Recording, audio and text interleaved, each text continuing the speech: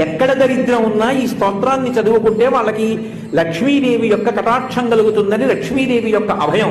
అందుకే అప్పటి నుంచి ఇప్పటికీ కనకధారా స్తోత్రానికి ఆ శక్తి అలాగే నిలబడిపోయి, ఎప్పటికీ ఆ స్తోత్రానికి ఆ శక్తి అలాగే ఉంటుంది. అందులో శంకరులు లక్ష్మీదేవిని పిలుస్తూ గీర్దేవతేతి గరుడధ్వజ సుందరీతి శాకంభరీతి శశిశేఖర వల్లభేతి సృష్టి స్థితి ప్రళయకేష సంస్థితాయి అని పిలిచారు.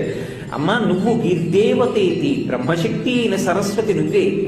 గరుడధ్వజ సుందరీతి, గరుత్మంత వాహనం మీద వెళ్ళేటటువంటి శ్రీ మహావిష్ణువు యొక్క శక్తివి నువ్వే. శాకంభరీతి శశిశేఖర వల్లభేతి, శుక్లపక్ష తదియ నాడు ఉండేటటువంటి చంద్రరేఖని కిరీటమునందు అలంకరించుకున్న పరమశివుని యొక్క శక్తి అయినటువంటి రుద్రానివి నువ్వే. ఇప్పుడు సృష్టి శక్తి, స్థితి శక్తి, లయశక్తి మూడు చెప్పారుగా. మళ్ళీ ఇప్పుడు శాకంభరీతి అన్న మాట శంకరాచార్యుల వారు వాడటమే.